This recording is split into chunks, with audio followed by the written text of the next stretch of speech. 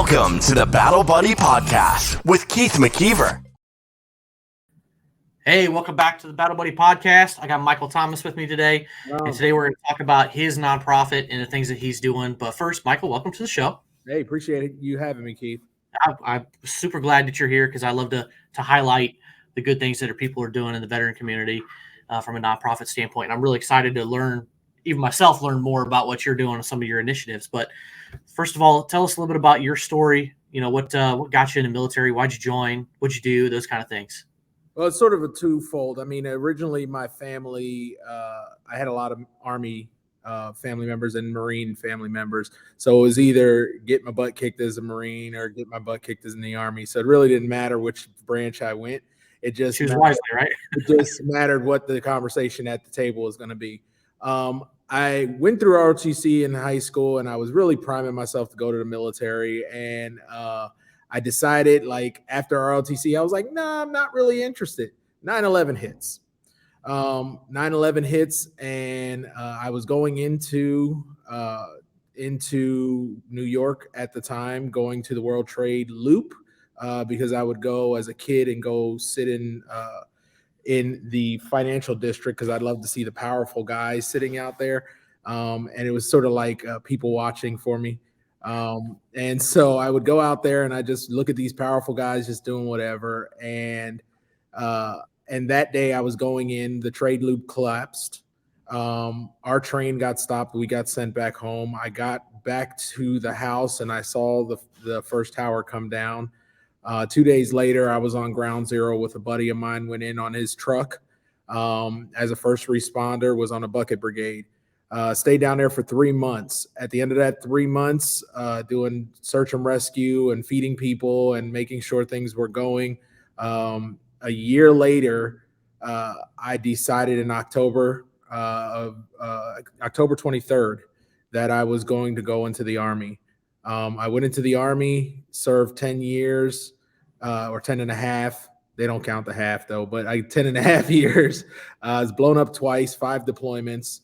And then I got out of the service and I got on a mission to, one, transition into civilian life, and two, help other people like myself who had a rough transition become successful in transition.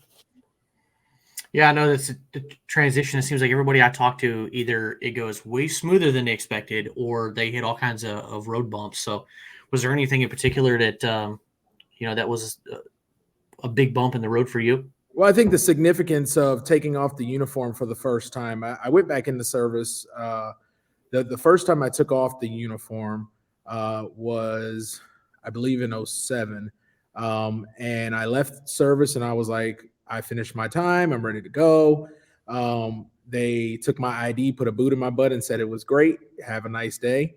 I lived in my car apartment. I stayed in my car for about almost a year. And I went through suicidal ideation. I went through undiagnosed PTS. I went through withdrawal from being out of uniform, taking off the identity. I went through not being able to find a job searching from 5 a.m. to 5 p.m. And nothing. And I got I had such an issue outside the wire. Outside the wire, for people who don't know, it's just like outside of the perimeter of a base, but outside the wire, I look at transition in that mentality. I was so lost outside the wire that I came back in the service and I did another deployment because it's all I knew. And after I separated the second time, I decided that I wasn't going to go after systems that were developed. I was going to, because they were failing my buddies left and right.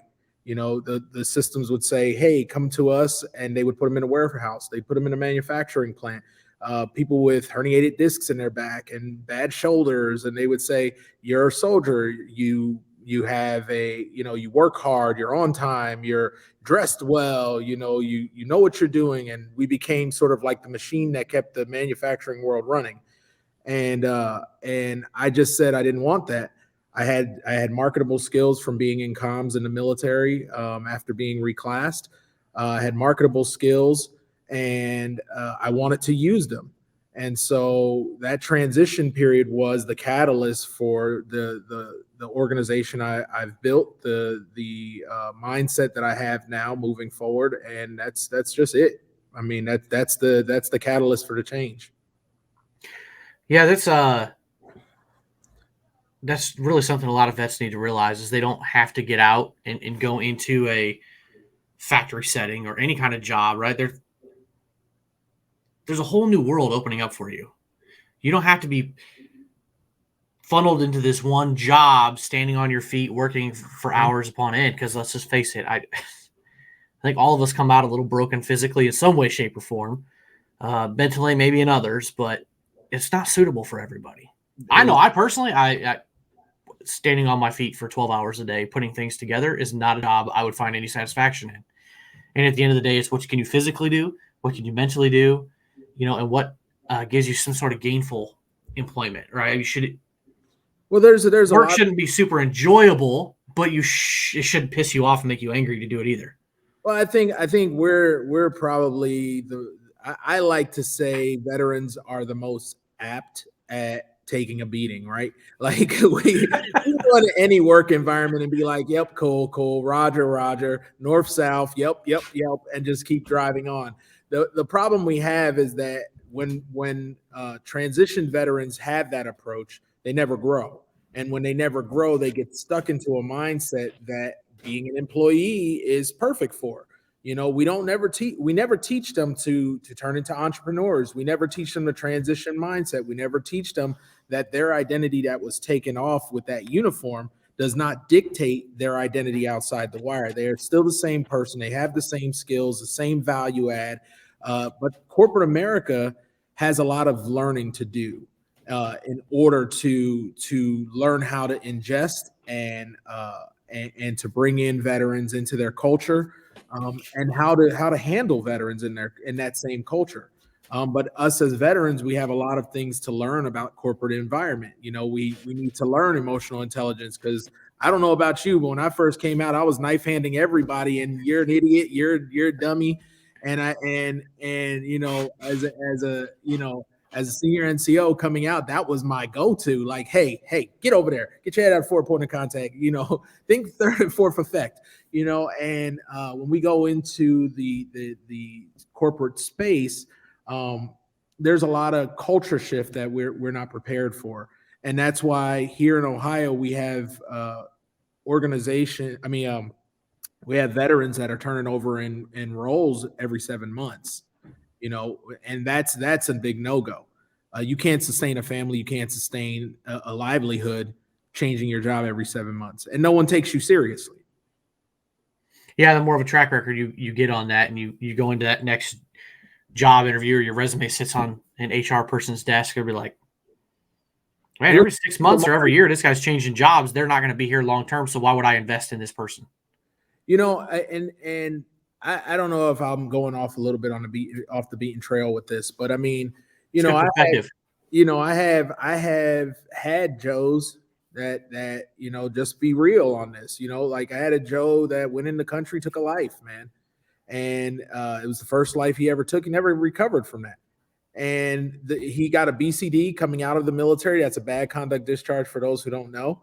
He can't get VA service. He can't get help out here because most organizations shut him out. They say you don't have a general discharge. You don't have an honorable discharge. You don't have a specific discharge. Your BCD does not allow us to give you service. I built my organization where that has no bearing. If you are a veteran, you are a veteran family member, you walk through my doors, you get service. That's it. I'm not contributing. My organization is not contributing to the 22 that we lose every day. I refuse. So we open the door, we open the floodgates. We don't care what campaign you are. We don't care what service you are. We don't care how much of a knucklehead you are. We don't care if you had jail time and you can't find work. If you are willing to work, you come through our doors and we'll get you to work. The only problem is our programs are tough. We are not going to do it for you. You have to be ready to do in order to come through our doors, because we are challenging the landscape and changing the landscape for veteran transition. So we we don't have the luxury when we're trying to get you squared away to chase inconsistencies. So we work on programs that help you to get square, and then we get you to work. So that's awesome, man. We'll dive into Operation Meraki here in a minute, but you just kind of said something that I don't know why. This is the first time I really kind of thought about it, but comparing the veteran suicides epidemic, and nobody ever really talks about the breakdown of these individuals in their discharge status. Because off the top of my head, there's like 6 different discharge basically 5 or 6 different discharge statuses. But it's never broken down like that. And I am very curious now. I don't know that data is going to be anywhere where you could find it, but I wonder how much of that is people with a bad conduct discharge or those negative ones in general. I guarantee that if you looked at the data, there'll be a substantial amount because they don't get service. They have nobody that will give them service because a lot of these organizations like Wounded Warrior, they're post 9/11. If you're anything other than a post 9/11 veteran, you're not getting that service. You have access to visibility of their resource partners, but their mission is for post 9/11 veterans. And if you got a bad conduct discharge, they're not working with you. It's not because they are not a great organization. It's because they have quarantined themselves to a perfect candidate. And I just don't believe that that's the way to serve veterans. That's just my personal opinion, and that's the opinion of the organization as of right now. Yeah, well, that's a good point because I don't know too much about all of their plans and programs, but them and other organizations, when you're in a nonprofit world, you survive on donors. Mm-hmm. You got to go out and get, individual donations or corporate donations, whatever. And when you get to a certain size, I'm sure that there is some political pressure of sorts to, do certain things in order to get that donations, and you got to look at. I don't know what they started as, yeah. And I just called them out just randomly. I mean, I've been in their system, I was a veteran in their system. I had a friend who applied to be with them, and he had a BCD, and they turned him away because they can't do anything with a BCD, and that's fine. But when we have veterans that are unstable in emotional status, in familial status, in awareness of services, and then you put them where they're not getting any service because their status when they left service, like all of that is compounding issues. Right? Oh, it's a lot of extra weight on somebody's shoulder to have all that extra stuff of. I can't imagine all that extra stress, and I think if you look at things, all that stress eventually leads to a couple of different things, and they kind of lead to the same thing: alcohol and substance abuse, or negative type behaviors. Could be gambling, could be any other kind of addiction. And that could eventually lead to suicide. Correct. It's eventual. It's directly to it, but what I will say, it is an attributing factor. I think that any instability in a vet, you got to remember when we come back from combat and we haven't been reset, we deal with a lot of weight. We deal with a daily high alert. There's so many different things. Some of us are high performing. Like I'm a high performing severe PTSD, right? But I challenge myself. I put myself into CBTs. I put myself into programs that help me to get my life back, but also help me to find peace and stability. But that is a challenge I put on myself because I refuse to be destroyed by my diagnoses. I don't want that being my story. Right. So the idea is we change the narrative, we change the tools, and we change the transition mentality. And that's it. You change that and you change those elements. It ain't no easy climb. I mean, that's charging a hill. Right. Absolutely. But it does all start with mindset. Everything starts with mindset. And you just got to have the right mindset because I'm kind of the same way. I denied I had any kind of PTSD or anything for years. And, a couple of years ago, the blinders kind of came off. And I myself am in that kind of stage of kind of self-discovery. Like, I don't want that to be I don't want that to be part of me. I don't want that to have any kind of negative effect on my children or my wife or any of that stuff. But it is what it is. And once you know it, you can start finding the tools to live better with it and mitigate issues. So it's there's a lot of reflection, a lot of self-discovery, and just being like, you know what, it is what it is, right? Like, you can't do nothing about it. Yeah. It's, about what happened. You can't do anything about the past, but you can do something about the future. You can only live for today, man, especially if you have wife, kids, you have family like that are living now. I mean, I've put a lot of battle buddies in the ground, man. And the reality of it is this, when you're left here and they aren't, a lot of survivor remorse happens. When you were there when they got taken, a lot of guilt happens. That all compounds into your PTS. And one of the things that is the most like profound for me is when I realize that the people that are here today need me just as much as I needed to cover this. Like I covered the 6 of my battle, like whether it was carrying him or whether it was covering him in fire. I have to be that same vigilant individual now that I was then in a different space. Absolutely. It's probably arguably even more important now that we're, you're not coming into a unit every single day with those people. You're in Ohio, I'm in Illinois. If you stop and think about it, we all probably have battle buddies in probably 30 or 40 of the different states.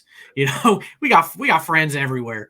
And it's all on us to check in on people, and do it more frequently. And I think that's something we should all challenge ourselves to do and challenge our battle buddies to do, is to check on people more often. But your Operation Meraki, your nonprofit here. Tell us a little bit about that. What is it, and when did you decide to start something?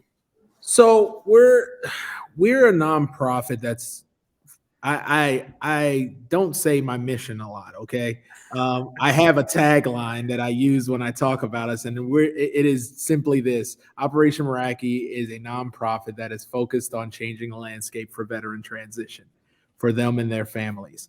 Our actual mission is to restore the dignity and quality of life for transitioning veterans by helping them tell their stories and mentoring them towards success. And the creation of Operation Meraki was my transition experience, and I started to see it too many times. I started to see people come out of the TAP program, transition assistance program, out of the military or whatever different services call it, but they would come out, be ill prepared. They would have a resume that would not get them work. They would go right back into working into manual labor jobs. They would never see themselves as an asset. They would go through this whole process, the discharge issue, the service level issue, older veterans versus current veterans, like all these issues. And there was too many gaps in transition service. When I was transitioning, there was only one saving grace that I had, and that was what they call the DVOP, right? I don't know what the acronym stands for, but it's DVOP. And they also had a counterpart that was a lever. The lever was like your ingestion. You talk to them and they would say, okay, you need such and such. And then they would call the DVOP, and the DVOP, like the curtains would fly back and he'd run out and be like, dun, dun, dun, dun, dun, and he'd be like, bam, I'm the DVOP. What do you need? And you'd be like, hey, I need such and such. He says, I know that person. Come on with me, and they'll take you, and they had the resource, and they would give you the resource. They would set you up with it, and they would make sure that you were good. And so when I started thinking about Meraki, I was like, man, it'd be really good to have an organization that did that, opposed to a single person in the state. We create an organization that would connect bridges with all these other organizations, and we would be the unmitigated, unbiased entity that would feed other organizations, and we would just make sure veterans were served. So if an organization can't serve them, they would send them to us, and we would help them to get them to a place where they can be served, and we would give them to another entity or in our partner network. And so we created that with the mindset that security starts from the veteran out to the family. That's the first step, right? So we have, as soon as the veteran comes out of service, if he's a single soldier, majority of the time he doesn't have housing organized, he doesn't have a job organized. And so single ones are probably much more likely to not have any plan. But they're willing to go into contract work, right? So they're willing to go do contract work as a 1099 for definitely 6 more months, flexible, 8 months, 10 months, and go make good money doing those jobs and get on their feet. But a family, when they separate from the service, what happens is they just go outside the wire, and they've got a family. The veteran has whatever their diagnoses are. They have their family, they have their kids, and there's no support on there until you get registered with the VA if you're eligible to register with the VA. Okay. So big ifs there. Yeah. So then you have all of these what if insecurity and instability in that family. And then we have undiagnosed PTS, and we have domestic violence happen, or we have aggressive behavior towards the kids. We have this, we have that, and the family gets broken apart. And so instead of dealing with all of that, let's catch them right at the door. Let's snatch them in and say, hey, we've got a partnership with, let's say, like we have a fencing company, right? Like we're having conversation with a fencing company. I won't name them until we're finalized, but they said, they came talk to me yesterday and said, I've never thought of hiring veterans like this. I said, yeah, let's give them practical skills. Let's teach them how to do stuff, but let's give them a path to leadership. Let's find a way to make that happen. So not just throw them in a job and say, here, do this for the next 30 years. So the person looked at it and said, wow, like if we were to train them, eventually we could pull them to a W-2, make them a project manager or something like that, and they would be able to transition into a W-2 from a 1099. Initially, their family would be taken care of because they would have good line of revenue, but then they have long-term investment because they have trained them and they have trained them their method, and now we've worked with them to make sure that they're stable for long-term employment. So it's like that's the synergy that I want to create with Meraki in the community, because I just think that there's an added value, an inherent value to well-adjusted, well-supported veterans and families. I think it's not maybe underlooked at from a company standpoint of hiring veterans is, they're probably going to show up on time. They're going to do darn near whatever you tell them to do, but they're not looking at all those different skills, the technical skills and the leadership skills. And if you can put somebody 6 months or a year, 5 years down the road, right, promote them into that foreman position or whatever, they're going to be able to take that leadership and that responsibility and run with it.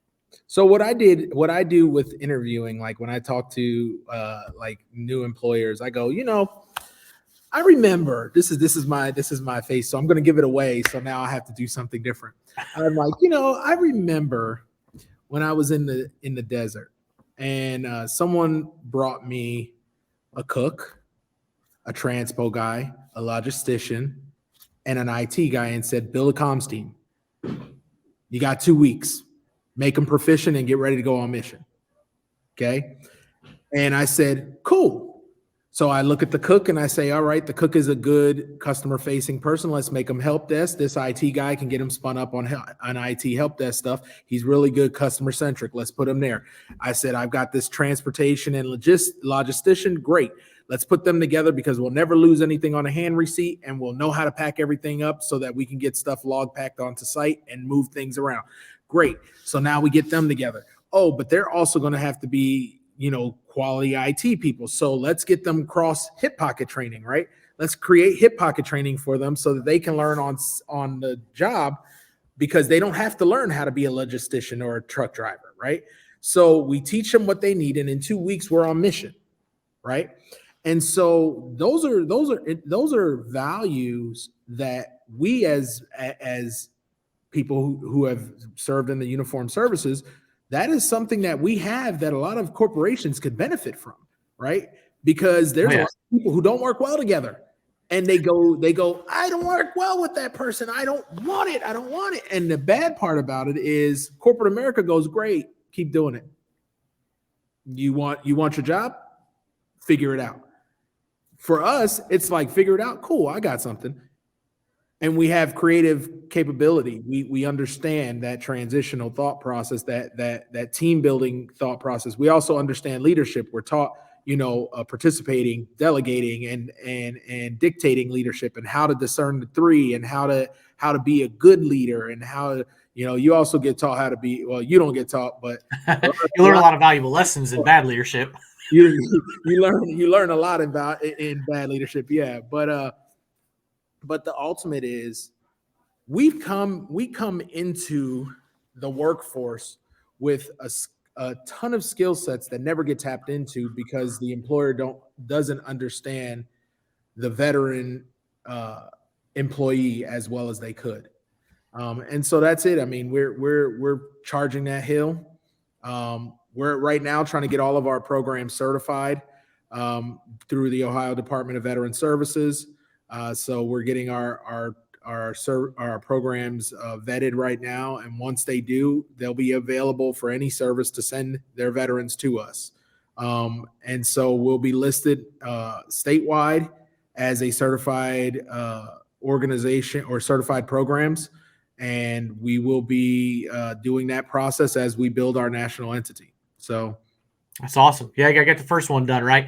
Yeah. Figure out all the bumps in the road and go on to state 2 and 3 and 4 and 5. Tool in the dirt, man. Great. This is great. Especially when you're dealing with the government. I think we all putting it back in the hole. Yeah, we all totally understand working with the government and the red tape you got to get through there. But no, that's some awesome stuff. And what's crazy though, Keith? What's crazy is that I don't have a problem with the government elements, right? What I have a problem with is the lack of understanding that people don't understand. Like it's weird, right? Like it's a weird understanding veterans and us and our culture and stuff. Yeah, we're a veteran service. Great. So tell me anything that's not in your metrics. Tell me what it is to live with PTS day by day. Oh, we know it's difficult. They need support in it. Okay, what does it mean when you wake up and you have, and you've been in night terrors all night? What does it mean when you wake up and you step out of your room and the first thing you do is see your young child and they need your attention, but you're emotionally shut off from your terrors? What does that mean? What does that do for you? Well, we don't get that far. We got, healthcare professionals for that. That's great. But if you're going to serve, you have to understand. I come from a very bumpy military career in the sense of like trauma, war. And the one thing that I've prided myself on with every veteran I serve is I don't try to tell their story. I let them tell me their story. I sit with them. I'm actually getting certified as a peer support specialist so that I can do peer groups here. Because I just think hearing from someone who's been in a place that you've been in and having a conversation candidly without, me trying to infuse my opinion on you is going to be a healing place for our veterans. So, yeah, I think that puts things in perspective, because I've had that sitting in this seat as a podcaster when some people tell me their stories, especially the really deep ones. It's like, wow. No, I went through some crap when I was in, but some people have some truly unbelievable, incredible stories of things they've done. And it's like, wow, it puts things in perspective, or the things that people go through that you don't go through, but nobody knows us like us. So I couldn't agree more with that disconnect with government. It's even corporate. Just people don't understand us like we understand us. But we have to have a better approach, man. Like we are so used to kicking down doors that we can't even have a civil conversation sometimes. We just be like, listen, man, shut up, listen. And the knife hand needs to go away. Holster that damn thing. But the thing is like I've had some great opportunities in my corporate life. I've sat on boards of corporate 500 companies, corporate 5 company or Fortune 5 companies. I've sat on boards. And I worked my way to a board position and had no degree, dude. Like I can only sit for a year because they couldn't keep me permanent because I was non-degreed. But because of my importance to that organization and because of the modernization and things that I put into play, And the things that I brought to the table that they were not thinking of, they valued me. So every time I walked into that room, I was valued. And if I can give that to any veteran that's in transition now, to say, when you work with us or when you work with our programs, our goal is to teach you how to be valued when you walk in the room. And if you get that feeling, I swear to you, you will never want to lose that feeling again. And you will work every way you can to keep that feeling by progressing through your career and building a stability for you and your family, or just you. I always say you and your family because that's our programming, but it may just be you. I mean, Well, for those that don't have a family, you can't predict the future. Yeah. You might say you don't have one now, but that could totally change real quick. But even if they're So by themselves, they still got they still have the absolutely, ability to come on in here and get help. I mean, absolutely, we don't discriminate. Come through our doors, please. Yeah. No. So your programs, I did have kind of wanted to highlight some of those and let you talk on it. Your build refocus. What is that one? So we have two. So just so you're aware, so Build and Bridge is our company, our organization tagline. We're building and bridging, right? So a build program, that was which one? Refocus? Refocus, yeah. I was asking about that and re-engage. Okay, so Refocus is our photography program where we teach veterans the art of photography as an alternate means of therapy, to teach them how to navigate their trauma. And what we do is we bridge to traditional therapy. So we give them tools so that they can use those tools to open up in group settings or to their provider. But we give them a tool of photography, videography to learn how to go out there and see the world through their experience. And so that has been a very successful program. We've had 300 veterans in our 428 we've served go through that program. That was our prime program. One of the things that I love about that program is there's a moment where we do the transition, right? So it's a point where they have to find their five, right? Like their five photo. What we do is we do a photo walk after they've been taught for a day or two. They've been taught. It's a 2-day workshop. The Refocus is a 2-day workshop. So the first day is like in class training and eating. And then day 2 is like a recap in the morning and a photo walk in the afternoon. And we're out walking for that second half of the day. And the goal is I take words that are like just random words. So like freedom, patriotism, broken, regrowth, whatever. And I take those words, very, very succinct, very thoughtful words, and put them in and let the veteran choose a word. And they have the second half of the day to express that through photo. And then they have to tell why that was that photo, why that was their top photo, and what that photo meant in their perspective. And it's just an exercise to open up veterans being able to express what their purpose is, or what their purpose for what they've done is. So it's just an exercise to open up dialogue and to get veterans thinking about utilizing that medium as a tool. Go ahead. Yeah, I was just saying that's why I wanted to ask that, because I thought it was I'm really interested in the whole art as a whole, art as a therapy. And I thought that was really cool. I was like, okay, using photography or videography, like, and as you frame that, I was like, I can see how that works. When you kind of let your guard down and you start to think in a creative way, it can just open up conversation. Plus, it doesn't hurt probably to have, 2 days with a bunch of people where you're talking and sharing food and stuff like that and build that comfort up. So I've had classes where I've had a student who was told from another organization that she was not allowed to bring her service animal. Okay, so she came to a class with 25 veterans, strangers, without her service animal, and was falling apart. She was in the class and she was losing it, to the point where she was shaking and had tears running down her face, and she was like, "I'm leaving." And I stopped the class. Okay, we stopped the class. I said, "Listen," I said, "First of all, you're in safe space. You have to establish safe space when you're doing work like this. You're in a safe space." I partnered her with another female that was in my class before she came back. I partnered her with her, made her a battle buddy. Said, you now have your battle buddy.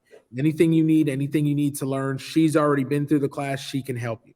So then I learned that a duo battle buddy system works in this type of environment for things that happen like that. But before we got done, she took the best photo of the class.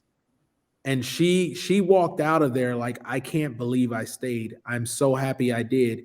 And she showed that she has that photo framed, because before they leave, their 5 photo, I edit it professionally. I put it in a frame and I give it to them to leave so they can hang it and remember what they were doing. And so she walked out and she wrote me back a couple times and just thanking me for giving her that experience. And she's taking photos now.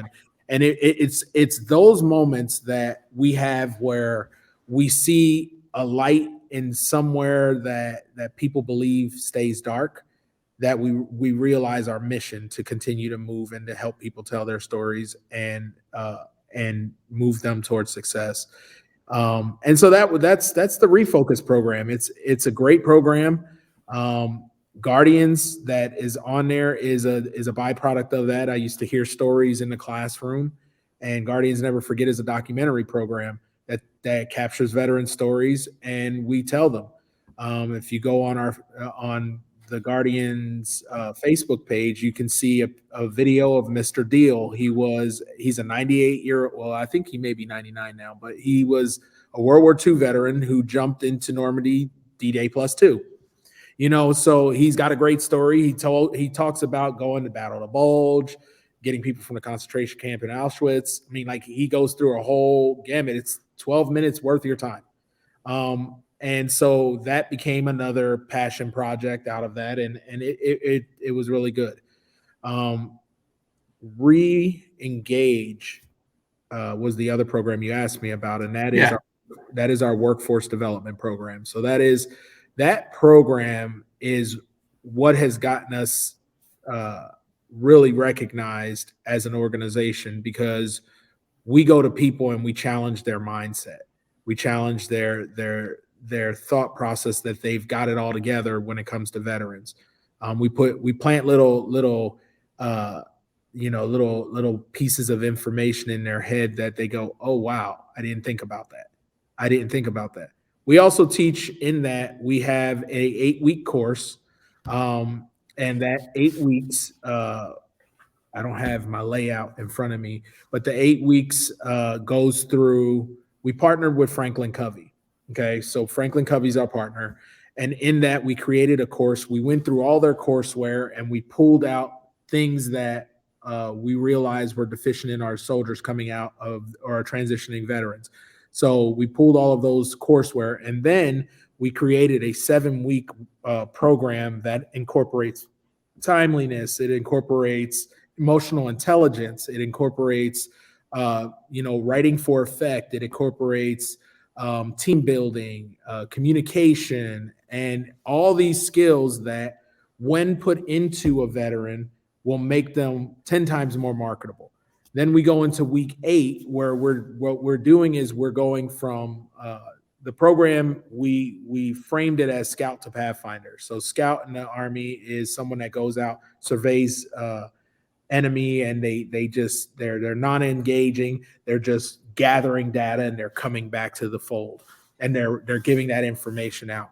The Pathfinder, on the other hand, will clear drop zones. They'll engage enemy. They'll still do, they're sort of like forward charging personnel. So they take that data and they move out and they open the ground for people coming in. And so our goal is to transition our veterans and their families eventually through from a scout to a Pathfinder. And so they go from data gathering to engagement into the workforce. And so we're building some bridges that are going to allow us to do some entrepreneurial development. We're also the program itself also incorporates financial literacy, financial planning. It also incorporates live interviews with hiring managers is our end goal. That's where our program is going to. And right now we're just helping set up veterans for the workforce. Then we're helping them align to a job, get them out into the workforce, and we will support them for the first year of employment. And in order for them to continue with support through us, they will have to come back through some sort of recap with us. We haven't molded that yet, but there's going to be some kind of recertification with us to make sure that they're constantly utilizing the skills we're teaching them and trying to be as agile as an employee as we can. There's a lot of good skills in there that you mentioned that I think are just things that, like emotional intelligence, when you come out of a system like the military where everything's military bearing, yes, sir, yes, ma'am. I mean, I know I even struggle with it sometimes. Like my wife's like, how come you never show any emotion? I was like, when I don't know. Like I'm happy, but I don't always like laugh and, super animated. It's usually very stiff and rigid, and I think sometimes maybe it's just hard when you don't have people to read, especially if you were in 20 years.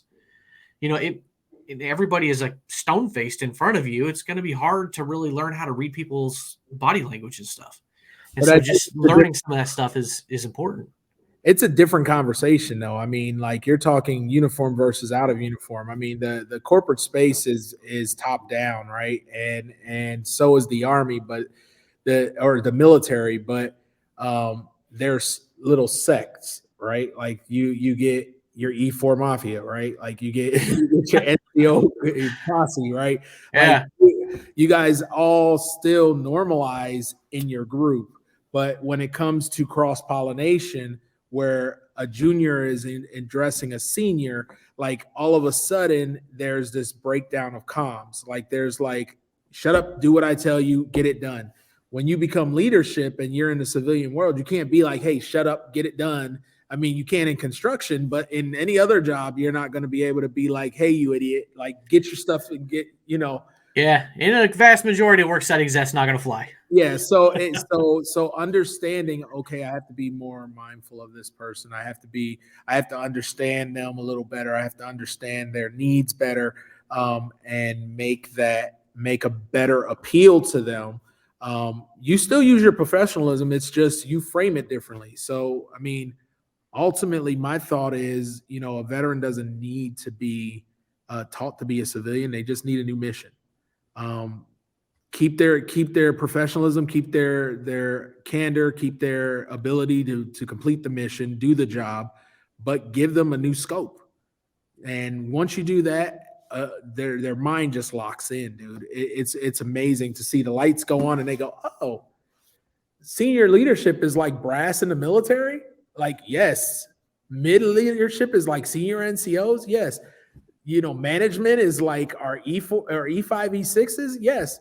Worker bees are E4s and below. Yes. Okay. So I need to get to mid management. I need to get promoted to mid management. Right. And there's less of a dividing, there's, in the military, I mean, you don't just go up to a general and just strike up a conversation. You don't go up to the chief master sergeant or the command sergeant major to strike up a conversation. But in a company, let's say you got a company of 100 people, you might know the CEO. That CEO might even go and have beers with his mid-level managers. And so you got to frame this. You got to look at it like they're approachable. They're actually approachable. Go have conversations with them. Like you said, keep that kind of bearing, keep that professionalism, right? Watch your language, don't do anything bad or embarrassing or illegal, right? And then start challenging the CEO to a pissing. The CEO is probably not going to engage in those E4 antics with you, but you never know. If they do, maybe that's a company you might not want to work for. Companies, maybe there's a CEO out there be like, let's do it. Let's get the one wheel and go down the pier. Let's see what happens. Yeah. We're going to the janitor's house for beer pong. It's probably ought to send up some red flags, but people are approachable, and you have to realize in a lot of corporate environments that false brick wall is not there. So don't be afraid of those people. Engage with them, talk to them. A lot of those people will be more than happy to be mentors to you. If you show the initiative.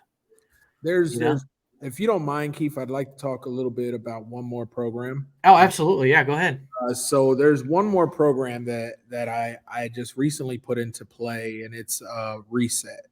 Reset is a program that's built for exactly its name, to reset a veteran, during the week. So we've got trauma-informed yoga. We're building peer support groups. We're doing mindfulness or meditation. We're doing, we're going to do things just for emotional well-being of our veterans. I find that like the purpose of Reset was that I learned meditation, and I went somewhere that that taught me meditation, but I was like, I'm not gonna kumbaya, dude. I can't do it, right? Like I really, it's not something I want to do. Like I can't quiet my mind long enough. I'm thinking of like 10, 15 things at once. And they were like, I'm a Christian, man. So they used this to get my mind in it. They said, hey, if prayer is you talking to God, meditation is you listening for an answer. And I was like, huh. And I was able to just sit there and be in that meditation space and just go, okay, now I can figure it out. That worked for me. It doesn't work for everybody. Some people, That's an interesting take on it. Yeah. some people need more of a more approachable, opinion of that. But for me, that made the light go on. It said, wow, like when you run your mouth, you can't hear, right? So sometimes you just need to listen and be present in your body and your breathing and your feeling of who you are to know where you're at. And so I created the Reset for the purpose of getting Adam H involved, which is alcohol, drug, and mental health program. I'm trying to get them involved so that we can get the program up and functional, so that we can provide, I don't want to say like mental health therapy, because we're not licensed for therapeutic things, but what we are an avenue for exploration of wellness. I think a well-adjusted veteran is a serviceable one. And when you give them tools to decompress, originally it was just going to be like a midweek group that we can just like talk about how the week is going and reset, sort of, dump in a group. But then it turned into, well, what if we use this amazing space I have, to partition a section out and do a yoga class, that had, trauma-informed care wrapped around it. And so I was like, well, I think we can make this happen. And we built a wellness program. So I just want to talk a little bit about. Yeah, no, that's cool. It's a new program, but it's something that we're really investing time and effort and data into to try to build a program that's going to help the veterans and their families reset in our current, state of where we are. That's awesome. I think especially today, as we have 2 years of COVID now and all this stuff. And I've always felt like a connection to the military community is something that's a huge, huge problem for veterans in transition. So that gives them an opportunity to connect at least a little bit on a regular basis if they choose to show up, which even before COVID was an issue. But when you have COVID and people kind of, some people are backed off, try not to go out and go do things, like it's even more important. Yeah. Not having that connection, it hurts mental health. So I think the last thing I was just kind of curious about, and all the people that you've had come through, of course, you don't have to share names, but has there been anybody that's just come through your program in any one of those programs that has just massively exceeded expectations, just like massive success? You kind of shared one earlier with the lady in the service dog. Yeah, I think we have to temper the success element, right? Well, I'm not talking about just jumping right Like, to the CEO seat, but like, somebody who really has shown a lot of growth in that process. I get it. I just like to mess with yeah. No, you had a good point though. Like, we should temper it a little bit. Yeah. But I think we've had a couple of people. I mean, we've had with Guardians, we were able to get someone to open up and talk about, being the first female on an all-male fleet back when, she was the first female and all male fleet, and they were fabricators. They fabricated like metal and things like that, and they wouldn't allow women out to duty in combat. So she got shore duty, and the ship she was on went out, and it took missiles, and 90% of the crew was lost. And her, as a brand new fabricator, had to go out, find bodies, and fabricate coffins for them and send their remains home. And it was the first time she spoke of that since 89 or 87, one of the 2 years. Wow. But she opened up about that, and I was like, wow, like this has merit. Like this environment is an environment that can heal. And after she got done, she says, I can't believe it. And she went through a whole myriad of like, I can't believe it. I'm too intelligent to have a breakdown about this. I thought I dealt with this. Acceptance, going like, okay, it happened. And then relief that she was able to open up and give that to the room. The whole team itself changed because I had 2 new administrators on the team that came in, and they were like, this is going to be great. We're going to hear veteran stories. And at the end, they were like, wow.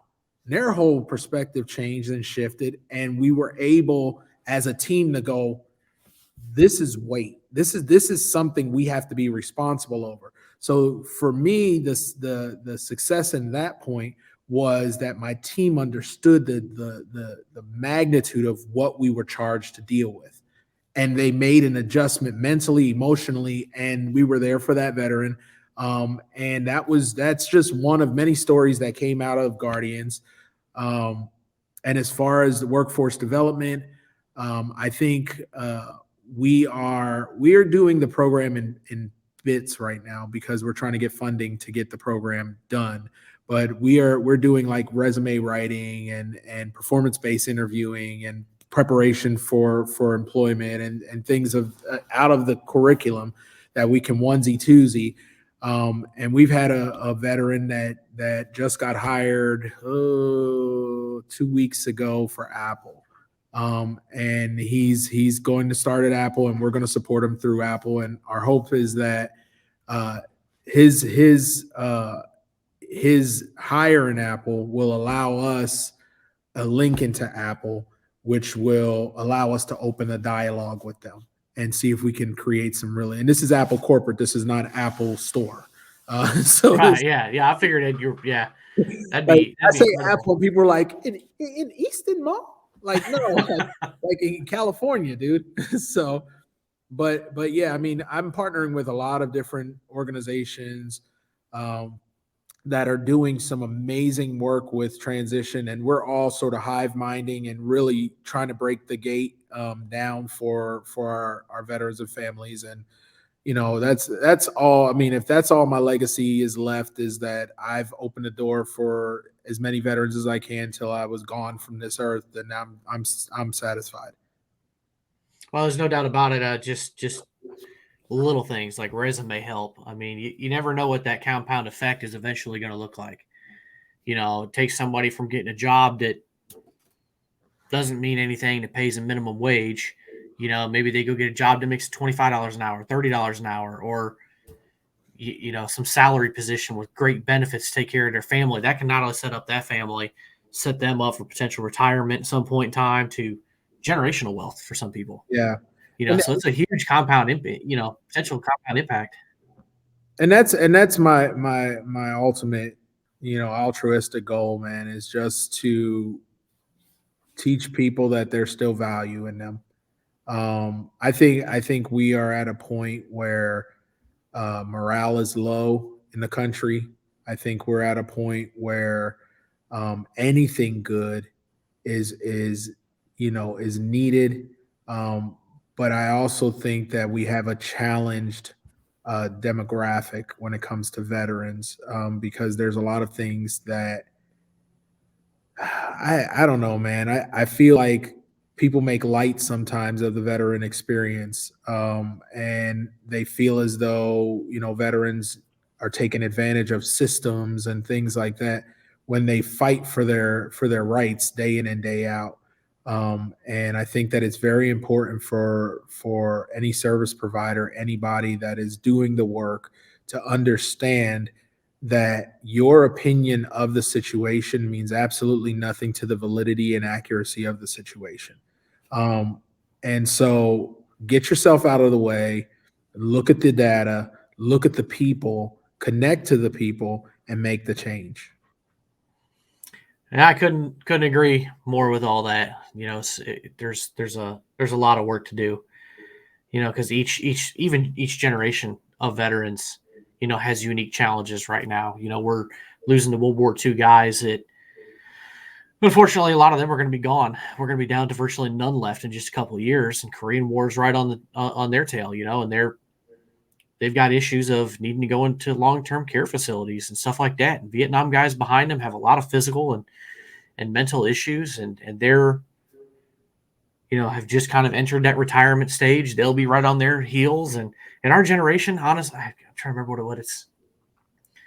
The oldest generation from post 9/11 is probably got to be right on the tails of the Vietnam guys, close to 70, maybe even more than that. I don't know, but some of the higher ups that were already in for 30 years when the war kicked off. But that's a large age gap. That's a lot of issues.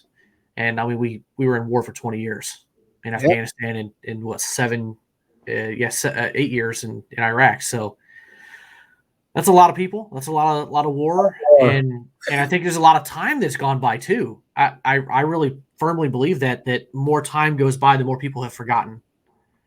I mean, we had some very harsh reminders last year with the withdrawal of Afghanistan that we were there, and we had people these last 10 years that kind of got forgotten about that we were even there. But they say in order to erase history, only 2 generations have to forget about it. Doesn't surprise me at all. Yeah. So what does that mean when we have our World War II guys going and no one remembers their story but what's put in the history book? And that's another essence of Guardians, is like we need to encapsulate the stories. We need to capture the history, and we need to stop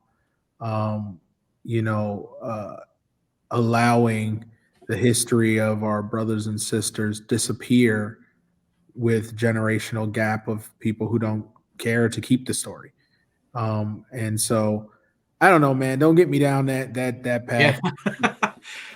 Well, just long story short, people need to go out and connect with those people and ask them their stories. Some guys may not open up, but ask the stories. Crack open a book and read somebody's story if somebody's written a book out, because there are some just incredible stories of people overcoming amazing things, and it will inspire you. It will make you understand more of the veteran community. So, but I'm going to throw your website down there at the bottom for those that happen to be watching on YouTube. I got that right on there? You do. All right, cool. I copy and pasted correctly then. But it's operationmeraki.org. I'll have it in the show notes and everything for everybody that happens to be listening. Don't forget to, go like and subscribe to my YouTube channel. Go follow the podcast, and also go follow Michael. Like I said, all the links will be in the show notes on YouTube and all the podcast stuff. But any last words, Michael, before we wrap up?